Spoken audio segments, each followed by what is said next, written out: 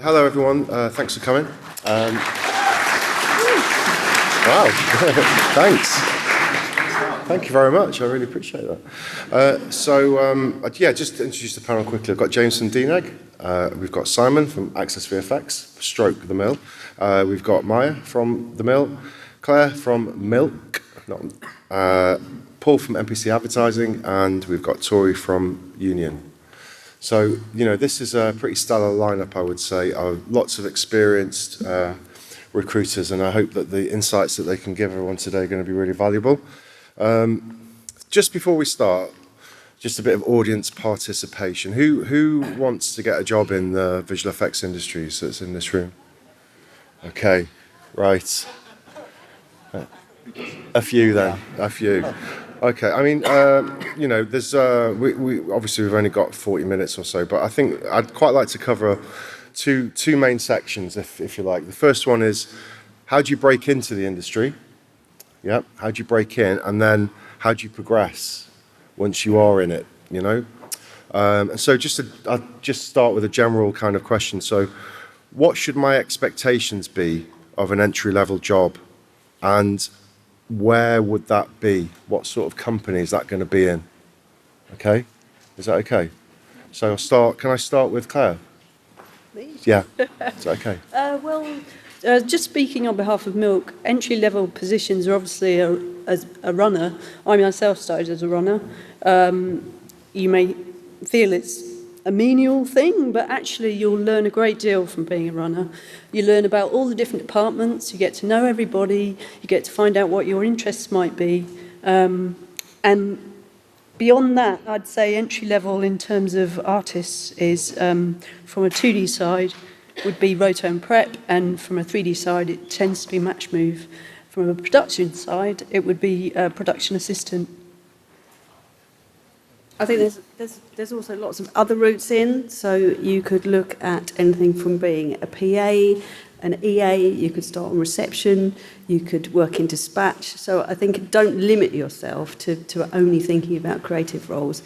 There's I used to work at the mill as well. There's a huge tech ops department, so that's another place that you can start. So they're all routes that you can go in, and they're all about experience. They're all about, like you said, learning how the company works, learning about what all those routes are that you could go. And you might go in thinking one thing and actually discover that there's another area that you're really interested in, and you can have a look at that as well. So I think don't limit yourself is probably it's a good tip, is be very open to everything that you're doing and look at it as being a huge part of your kind of working experience. It will teach you all sorts of things. I agree. I think the two key entry points for me, and I know there are lots, we've talked about running, which I'd like to expand on, and apprenticeships, because the VFX industry has only really been pushing VFX apprenticeships for the last, give or take, about 3 years. So if, as Tori said, you're looking to kind of explore the industry, it's still good to come in with a focus, I think, as a runner. But you may find, particularly from my experience at the mill, is you may join going, I want to be a 2D compositor eventually, and you become a 2D runner, and you work with the 2D department and do your training. But you may just uncover these departments you never knew existed, like creative technology, all the guys who work on all the virtual reality experiences and the in-game stuff, or you may discover this design department that do just really old-school 2D animation and these beautiful kind of Netflix, other streaming services are available, Netflix credit sequences, and do some really rich creative work. So it's all down to kind of the mentoring you get, but also as a runner, nobody gets more access to clients, job pipelines, artists, producers, directors, talent teams. I mean, the list is endless. And then on the apprentice side, if you are more fine-tuned and you make an application, nobody gets fast-tracked onto live jobs quicker than an apprentice. Yes, you are studying and working towards a degree-level apprenticeship, a degree-level equivalent, but you are getting credited within months, which is pretty epic. There's internships which you can explore as well, but running is the special sauce, and I think people overlook it. I think that's the thing. To me, it feels like there is kind of two different options in a way. It's like if you're very focused already on a particular discipline, whether it's 3D or 2D, and you can get access to acquire the skills to be nearly production ready, then there's a more obvious route in. But if you're not quite there yet and exploring the industry, then the running role or tech ops and those kind of more, where there's not so much of a prerequisite portfolio-based application. That gives you the route in to explore it and find routes through. And lots of people that work in 3D and 2D have come in from those, but obviously some of the people we hire, straight out of colleges that have got work at the level we need, we'll hire them straight into 2D or 3D. Yeah. You think it's realistic expectation if you've done a degree then that you should still think of being a runner, or is that something that you should just bypass completely? Absolutely. I mean, I remember when I graduated, I did an illustration degree back in the very early to mid-90s. And I thought, right, I've got my degree now, so right, I'm going to be a freelance illustrator. And I learnt the hard way. I hustled a bit back in the pre-internet days, but I realised that I wasn't going to be a very successful illustrator because it was effing hard work. So I had to self-censor then. Yeah. And had to retrain. I ended up retraining. I'm not saying you have to do that with a degree in this particular industry, but I think there's an expectation when you do a degree that you're just going to kind of hot-foot it into that wonderful entry-level 2D, 3D production role. I think cutting your teeth and getting a bit and grounded in a studio through maybe one of the respected running programs is not a bad way to start. Yeah, I think from a runner's perspective or from a graduate's perspective, the difference is going into a studio, you have to understand their pipeline, you have to understand how they work. And I think, whilst we're working very closely with the universities and trying to develop how our production works, it's not the same as actually being in there and also understanding the nuances of the politics of an organisation and trying to understand how different departments work in different organisations is unique. As much as we all have studios that have similar departments, we work in very different ways. So a runner has a great way of us understanding the pipeline and the way that we work. Okay. We also, I'm sure other studios do the same, but at Milk, you've got resources, machines, software, footage at your fingertips. We offer a certain number of hours a week where the runners can come and work in their own time and do their own training with people around them that can offer advice. So it's a great, learning curve. You're not just, filling up the dishwasher. There are other things. Nice with that as well is a lot of runners can work on their own passion projects Yeah, as well. So yeah. you have almost this toy box of kit. So you do your training, but in tandem. We've had a lot of runners who have worked on their own films and they've been allowed to do that. So in a way, when you start as a runner, it's almost like you're given a bit of breathing space to understand what's going on in the company. Yeah, completely. Make some friends. Yeah, we recognise you're not employed to be a runner for the rest of your life. You're here because it's the start of your career, and companies want to kind of, nurture that. It gives you access to people all the way through the organisation who are going to help you at every stage of your career as well. So it allows you to make those early relationships with people, get advice, get mentoring, and that stands you in good stead through everything that you do. I think it's, perhaps there's a perception of running as being a negative, and actually it's hugely positive.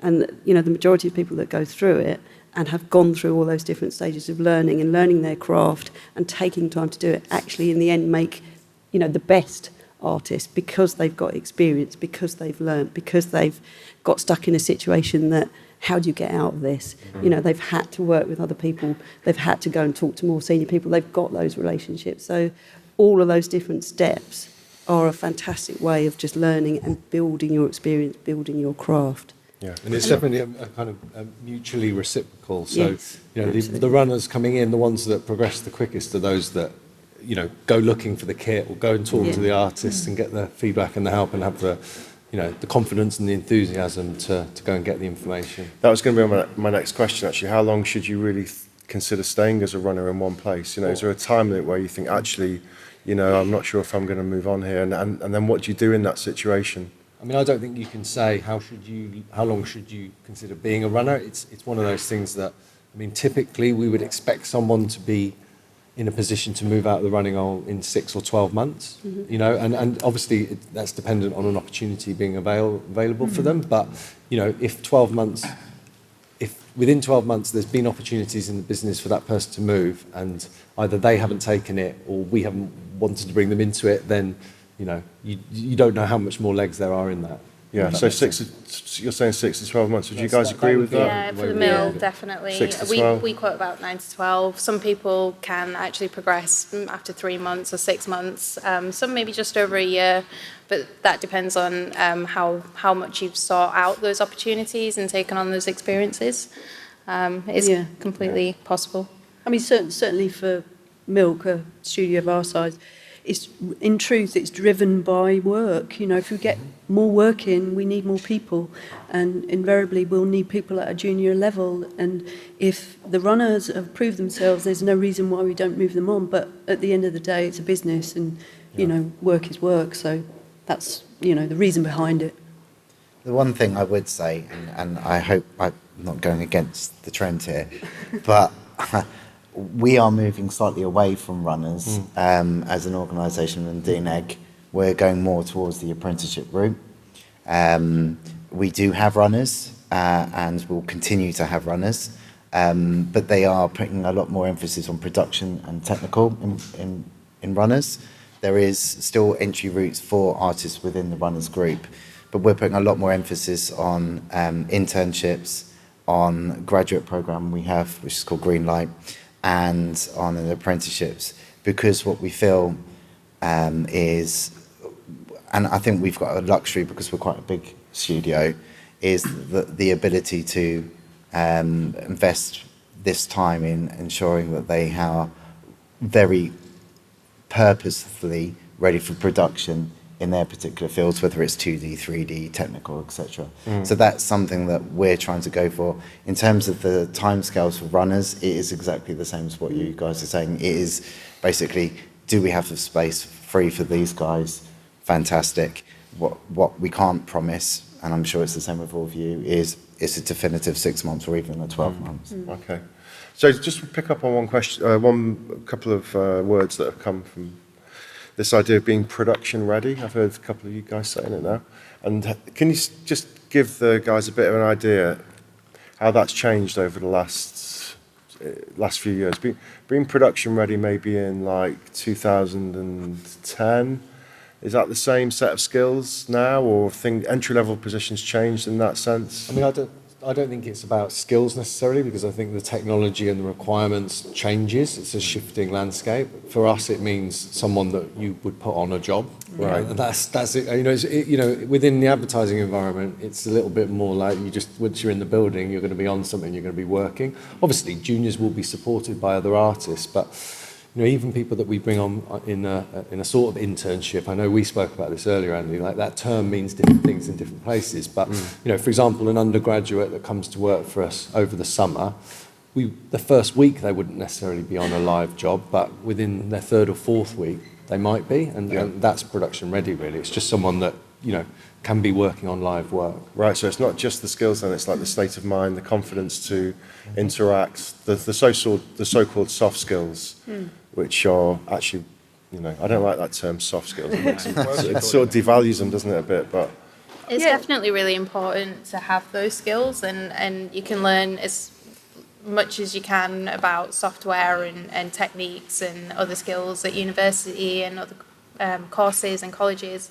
But soft skills, sometimes especially these ones, you have to learn in the environment. You might come with some already, which is fantastic, but to tailor it for the job and the environment, it's great to be a runner or an intern or apprentice, and it allows you to have that time. And maybe mistakes isn't the right word, but you might make some mistakes along the way, and this is a great place to start doing that, and people are understanding of it as well. So whereas if you go straight into a junior position, I think there's a higher expectation of what you need to deliver.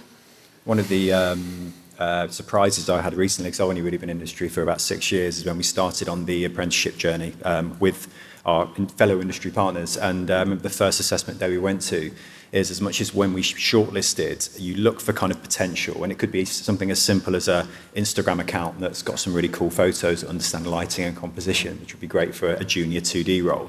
But when you get into the assessment day, we didn't talk about any tech, didn't talk about any kind of software prowess. It was all based around a group exercise where you got to make a construction to balance an egg for more than 10 seconds out of a load of crap on the table, to see how people work together.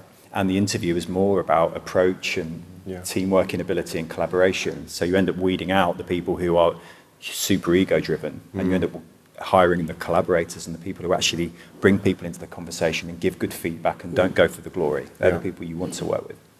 Yeah, it's not just what you do, it's actually how you do it. And that's a big thing, and it's not just when you start, that's all the way through, you know, your whole career, that you can have the tools, but it's how you do that. It is how you work with people, how you work in teams, how do you, you know, how you react to problems, you know, how do you solve things, how do you do those things together. So lots of it is how you do that, and often you don't know that until you do it. You actually have to do it to learn it. We try Escape, just to plug Escape a little bit, obviously. You know, we on our, you know, from the short courses where we, you know, delivered those for many years, and the learnings that we got back from industry partners that we put into the undergraduate programs was all about trying to get people to work on group projects from day one, and there's a lot of that, a lot. And I think sometimes maybe our current students don't even realise how much of that is there, and actually what a benefit it will hopefully be to them when they get into the workplace, because, you know, it's a collaborative, it's a collaborative sport, isn't it? Ultimately, you know. So, okay, I'll move on to the next question, which is, so, you know, kind of almost going back a step, but where do you even find these jobs? How do you even hear about these jobs in the first place? You know, where do you look for a job in visual effects? Okay. dnegg.com. What's that? Yeah. Company websites and primarily LinkedIn. I mean, that's certainly where we milk advertise.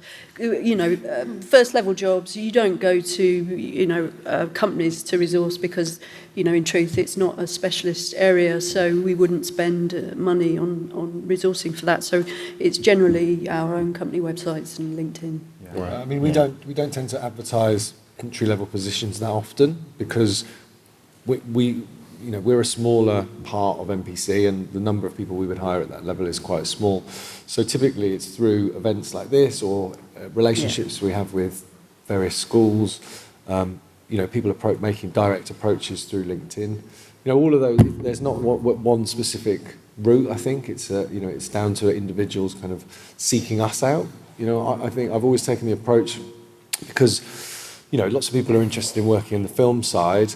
On the advertising side, I think it's good for people to find us and be interested in what we do and sort of present themselves directly.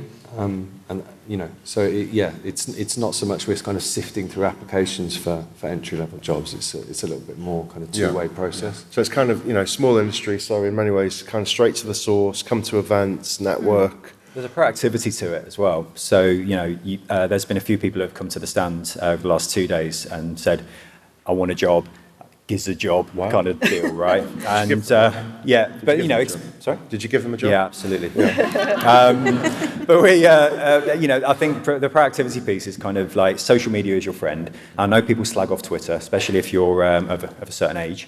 But everybody's on there. All us Generation Xers are smashing out all of these opportunities on Twitter. So even if you just create an account just to follow all the visual effects studios, do it, because if you go onto Eventbrite and search visual effects or meetup, there will be so many events that are free that you can rock up to and start building a network and start speaking to people.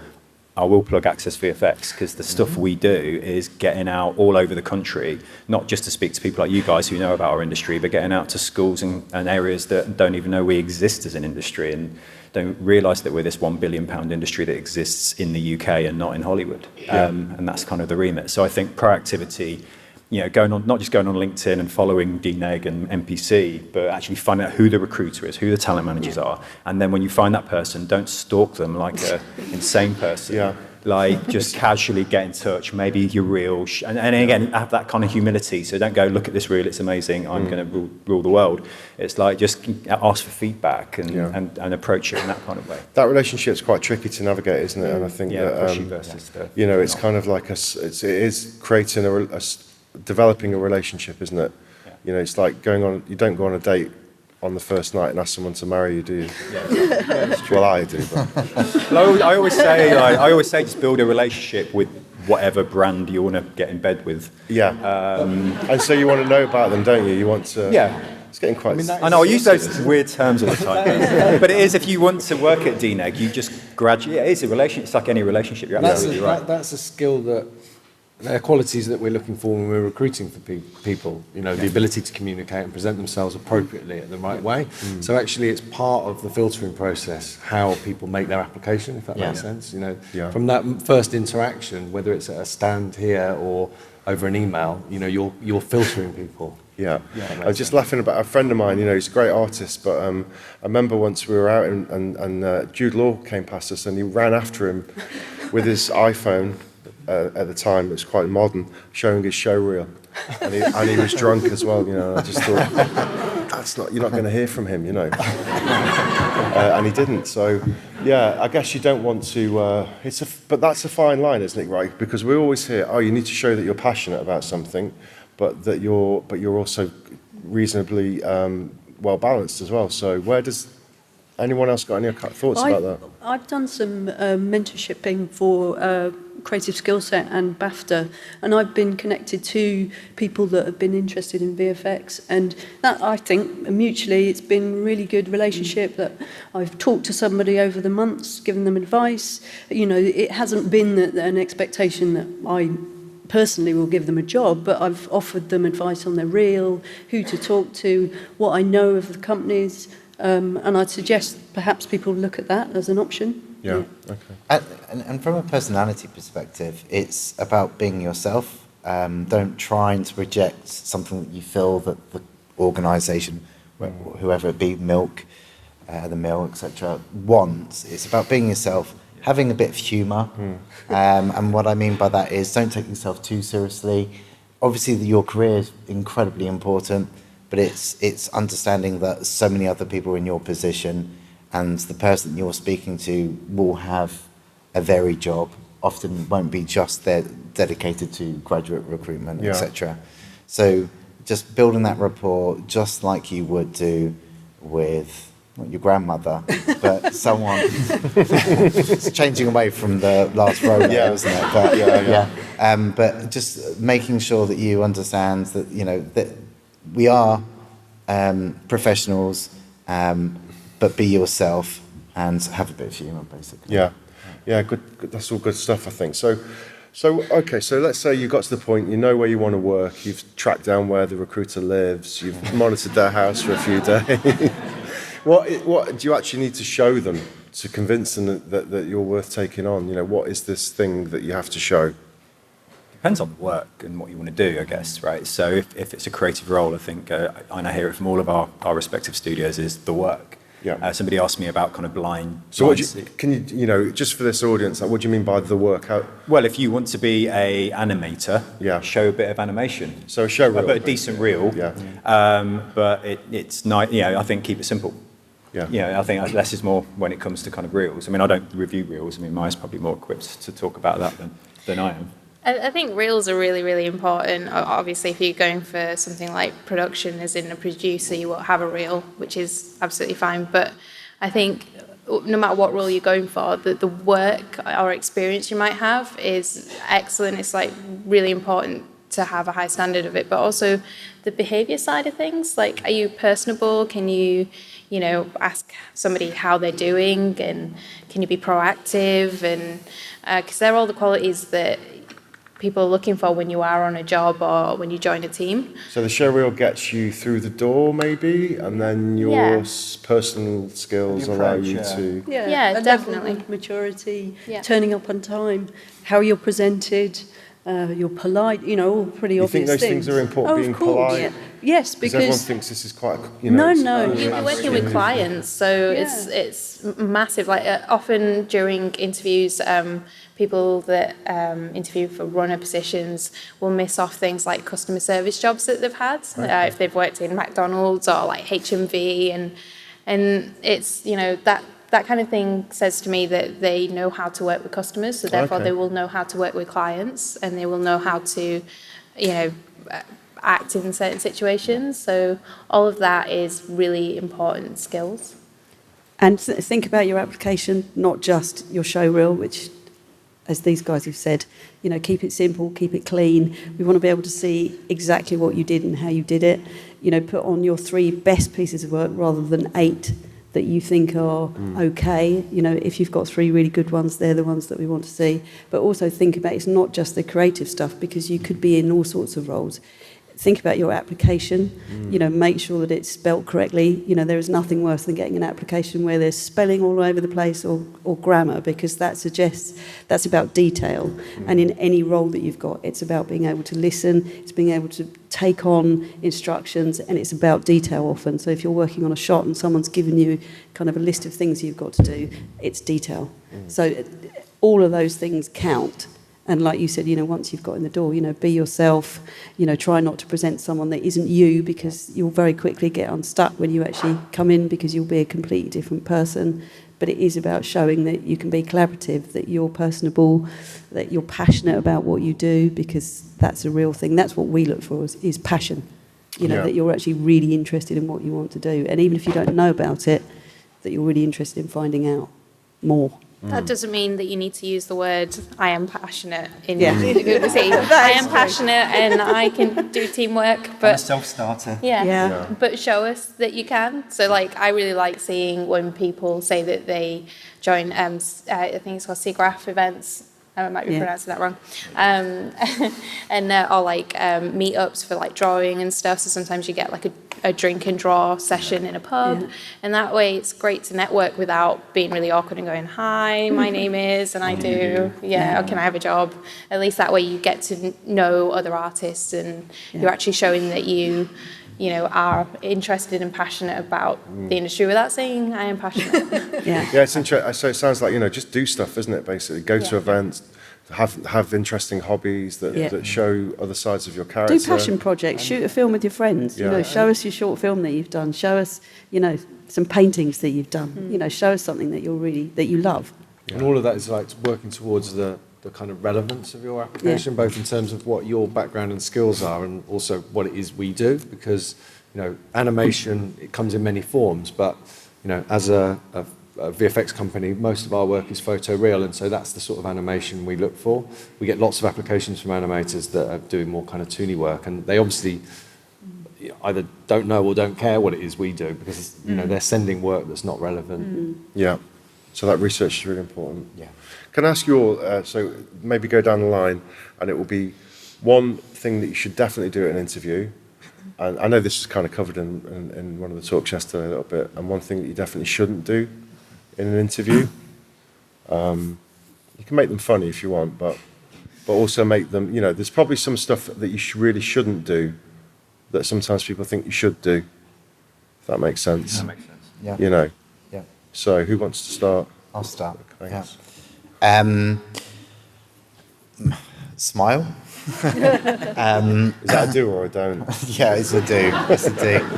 And conversely to that, I would say that, I've already gone into it, but you just be yourself in the interview, and depending how much yourself, but it's a formal environment, but it's also about showing your personality and not taking yourself too seriously. Okay, that's nice. Yeah, thank you. I think for me, it's at the end of any interview, you've got that wonderful 10, 20 minutes where you go, "So, have you got any questions?" And then when that person sits there and goes, "No, I'm good. Thanks for the opportunity," then no way. I've interviewed people where they've impressed me so much, and the panel, and it's so disappointing when they just go, "Nah." And this is the on-screen industry. You have an opinion of it. It doesn't have to be a film that studio makes. Commercial TV, whatever, as the interview as well, you've been labouring over this interview, listening intently, asking all these delicious probing questions, and getting you to open up. And then you want to talk about what you love, and you get these lovely questions about, so what do you love about working at the Mill, or what's the last great piece of VFX content you saw? And it's like, "Oh, thank you, I get to geek out and talk about shit." And for me, that's a missed opportunity when people don't do that. I'd say a do is ask for feedback and then actually absorb it.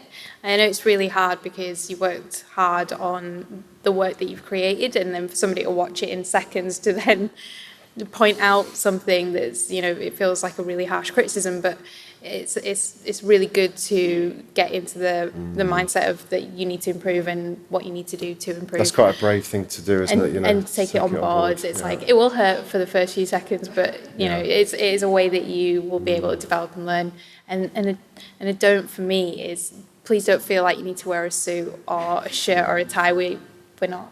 There's a fine suits. line there, isn't there? Sorry to interrupt, Mike, but there's an assumption because we're a creative industry and we're all sitting here in our like Converse and a t-shirts and we're all very, very hip, kind of, not really, but not hip. We're definitely not hip, but we don't wear suits, right? So there's sometimes assumption that you can just rock up in your bathrobe. Yeah. But then equally there's the polar opposite where it's an interview, so you must look smart, so you're there in like a three-piece suit.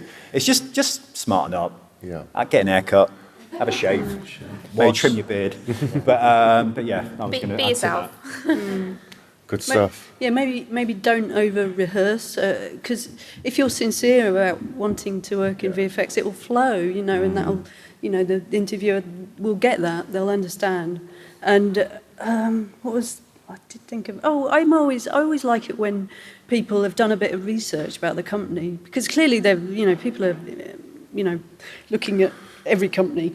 And I always like it when they know something about the company that they're applying for. It shows, you know, you've investigated, you're interested. That's what I like.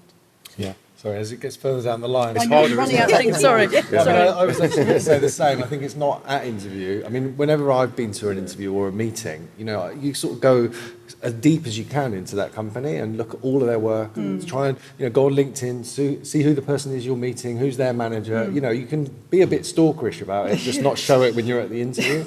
And then I think actually that feeds into exactly what you said. Once you've done that research and you're prepared, and you know where you're going, so you get there on time, you're not rushed, you're not looking for the reception, you know, 5 minutes before you're meant to be in the interview, then you can go in and hopefully it sort of flows then naturally, because all that information's in there that you can, that, you know, that will feed into the questions that you've got. There's a lot of really common, like, I think that almost there's the how can I say this? It's like people might think that this industry is in some way the different rules apply. But these are all very standard types of things, aren't they, for any kind of job interview, you know, sort of common denominators. So. When I interview, I like the person to feel relaxed, because then you're finding out really about that person, because they'll relax. So I don't know about other companies, whether it's formal, but lots of people arrive and you can see they're nervous. So I try and, you know, just... Because that's what our industry is like, really. We're pretty laid back. Yeah, and generally quite supportive, isn't it? Most places, nice people. Supportive. Tori, did you have any? No, just don't be late. That's the big one. Don't be late, and if you are going to be late, ring and tell them that you're going to be late, because there's nothing worse than waiting and thinking that you don't care. And I think don't be too early as well. You know, that's something that I bring into my current work as well. You know, don't be too early. But, you know, but I don't like it when someone turns up half an hour earlier and I feel sort of pressure straight away to see them. Yeah, you know, because people are usually really busy. Yeah. You know. I mean, I think that's there's a theme there, isn't there? There's like a balance between professional and casual that people need to find in the way they present themselves, in the way they talk, in the way they dress, and it's, you know, it's finding that balance. Yeah, and great. think about the things that you're passionate about. You know, who's your favourite director? Who's your favourite commercials? You know, who's your favourite artist? You know, what photos inspire you? What content inspires you? You know, think about all those things before you get in there, because if you talk about the things that you're passionate about, you can tell. And again, it goes back to what Maya was saying. You don't have to say, I'm really passionate, because it comes across in everything that you love. Yeah. You know, sort of and it could be anything. It could be a cartoon. It could be, you know, a random photo. It can be a bit of graffiti. It doesn't matter, just what inspires you. Well, that's it. I guess, you know, you guys are all looking for individuals in many ways, aren't you? Individuals, artists, people with a bit of, you know, pizzazz, but who can also conform to a certain extent and fit into a big corporation, not corporation, but a big company. But it's a team. VFX is a team. Right, I'm going to ask one last question, if that's all right, before we invite questions. It's something I think is quite important to us. So once you've got a job, you know, let's say you're in somewhere as a runner or even a junior or something like that, how do you know when you're ready to move on and take on more work? You know, how do you assess whether, you know, sort of like, I should now be stepping up? Is that the case? I think a lot of it's down to comfort zones in a way. there's an extent where, like, if you feel like you can get on with certain things without much interaction or much instruction, then, you know, you're in a comfort zone now, and you learn more when you're outside of your comfort zone. So that's usually an indication of next step. And if I'm sure every studio's got great mentors, and, you know, they'd usually be able to identify that. But then I guess to an extent it's up to you to kind of say, I feel really comfortable doing this now, I want something more challenging, and that's about being proactive. Yeah, I think it's being confident in where you're up to, and then getting matching feedback from someone, you know, someone who's more senior. So if you feel you're ready to do this, and they feel you're ready, then that's probably the point that you're both, you know, you've both got the same idea. Yeah. And So- equally, if they're indicating they don't think you are ready, then Yeah. what do you need to do to make yourself ready? Yes, exactly. I mean, that's the big question, isn't it? You know, someone might think, I've been here for X amount of time, therefore I should now be moving on to this. Yeah, I mean, I don't think time should be a factor. No. Right. You know, it's a mutual thing, isn't it? It's like the person feels confident enough to ask for more responsibility, and whoever's supporting them gives them more. Yeah. You know, and it's that balance between confident and cocky. You know, Yes, or thinking you can go and supervise a project when you've been in a company for 6 And months. You know. And it's not just vertical moves, it's about also expanding, having those lateral moves. You know, too many people are consumed by wanting to go up to the next level, to the next level, to the next level. Yeah. Instead of broadening their horizons, having greater experiences, or understanding different techniques and areas that they should really, to become a good all-rounded artist or a production person or in the technical area. So I think, I think people need to start thinking more around those lateral moves. Yeah, and sort of Yeah. go from there. I think people can sometimes become a bit over, not obsessed, it's not that it's too strong, but just always thinking, where's my next move, where's my Yeah. next move? Right, instead of just There's career enjoying... paths that have obviously a clear trajectory. I run this workshop at the Mill where we say when you look at somebody who's successful, whether they're an EP or a creative director, there's an assumption that line to success is this long, lovely vertical, to your point, this vertical line. And everyone's career, and about everybody on this panel as well, has had a career that's gone all over the place and round and back and changed up, because you never know what life's going to throw at you. And like I said at the start, you know, you can join a company and there's all these other opportunities that are now available to you that can inspire you and change your career path. Yeah, It's pretty cheesy, but you kind of have to see it as a journey. yeah, for sure, I agree, yeah. And it's actually a very interesting journey, isn't it? It's not like Yeah. it's not a journey of boredom, is it? There's lots of amazing stuff going on. It's not a race to see who can become like the head of the department the quickest, really. yeah. And always be open to feedback. So, Always be open to feedback. yeah. And Yeah, as Maya said, take it on board. How do you, maybe we You should get finish it. on that, actually. There's a last question. Sorry, you know, some tips on how do you take objective feedback from someone? Because it's very difficult, isn't it? Because essentially it's a bit of it's an affront to your own ego, really, isn't it, I suppose? I mean, I was given some advice by an art director at Sony Computer Entertainment, actually, on the game side, and he said basically that, you know, it's one of the key skills of an artist to be able to critique their own work. And so, you know, it's so important. It should be in everyone to be able to take Yeah. critique and use it positively to what they're doing. You know, I'm not sure if it's something you can kind of, well, it's something you need to learn to do. It's so important, really. Yeah. I think you have to be open to it, don't you? You just have to be open to it and recognise that it's about helping you improve. It's not a criticism or a negative, it's a positive. So look at it as a positive. Yeah. It's So an you area of opportunity. Yes. It Feedback's is. a piece of essentially. information that's designed to help you grow and learn. Yes. It's there as it's you- not there. Did you write? I wrote it from my workshop. So Nice. What was it? Feedback is a gift. Feedback is a... And it's a Yes. piece of information, and it's cheesy with the cheesy corner. Yeah. It's a piece of information that's there for you to grow and learn and move on from. Right. I just, And so yeah. I just take offence. I take offence immediately. But the advice we give, and I'll give you the same advice, Andy, is when you get feedback, is you just have to properly listen to it. Yes. Because actually, if you listen to the feedback and don't fall victim to your fight or flight response, because Yeah. typically we all want to receive constructive feedback, but we don't like hearing it. It's hard, So when isn't you it? hear it, you don't kind of go into right. How dare you say that? Or Yeah. withdraw and go, oh God, I'm the worst artist ever. Yeah. Is listen to it and what you're doing through listening is you're locking down that fight or flight response, and then Yeah. you can respond. with a It's message. really hard. It's very sort of advanced form Cultural. of being, isn't it? It's part of being human. You never get rid of your fight or flight, but you can lock it down. That's good advice. And it's really good. It transfers into relationships and friendships Marriages. and everything else. Yeah. It really does. And Wow. as a bit of advice, when I was younger, I was pretty crap at taking feedback, and then so what I started to do was actually go, I'll take this feedback, and then I'll try and and I'll action it almost straight away, and see what results I got, and see how people reacted. Most of mine was around the perception of me to others, so it was actually a soft skill and feedback around those. And to be honest, I could suddenly see that there was a positive impact. Not all the time. I'd like to think that that was due to the poor feedback, but no, I think it was more how I executed it. But that's another way, because obviously at the beginning, you're going to be unsure, you're going to be challenging yourself, you're going to be still finding who you are as an individual. So it's about trying to put that feedback into action as quickly as possible as well, I think. And I think that continues throughout your career as well, doesn't it, to a certain extent? Seek it out as well. You should ask for it, not just wait to get it. Yeah, very tricky there, I think. I can see there's like 5 minutes left on the clock, so should we ask, I guess you guys have probably got questions, so should we stick it out to the audience? The guy here in the glasses. Hi, I just want to ask, is Brexit going to have an effect on the VHS industry? Kind of if there's a no deal by March 20th? Brexit, don't mention Brexit.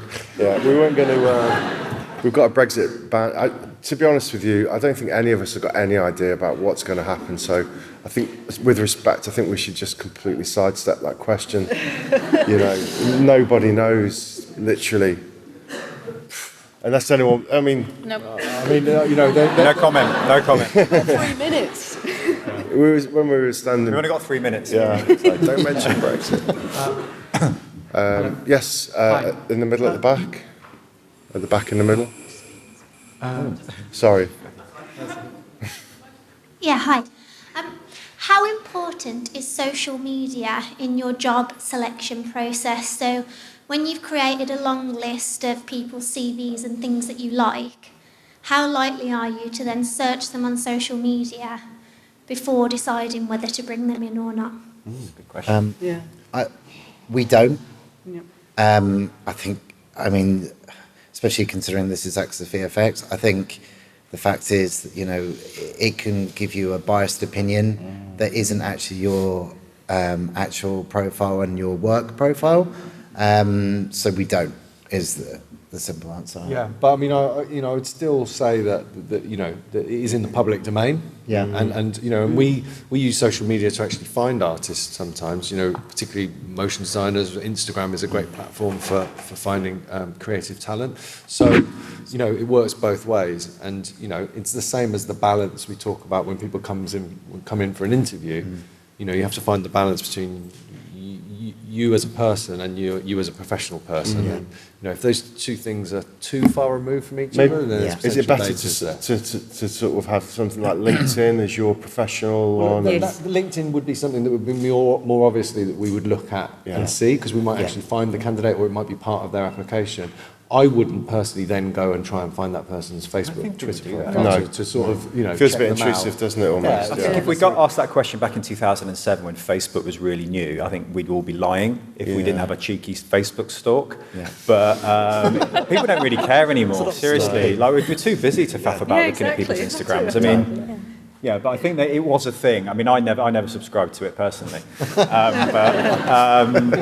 yeah, I think when it was new and it was and social media was novelty, I think people did have a little look. But I don't think it swayed decision unless you got photos on Facebook of you lying in a ditch after a night out or something. Do you know what I mean? But that's the thing, as I say, I think because it's in the public domain, you have to be prepared that someone might see that. Absolutely, yeah, totally. But you can use it. So if you've got an Instagram account which has got lovely pictures on it, you know, that's the sort of thing that can actually promote, you know, the things that you're interested in. You've got a good eye, that you're creative, etc. So you know, just think it's all of those school talks that you had. Is just think about how you present yourself. Yeah. So maybe it's a good idea to have something personal that you've got your photos from Bratislava Stag Do on, and then an actual.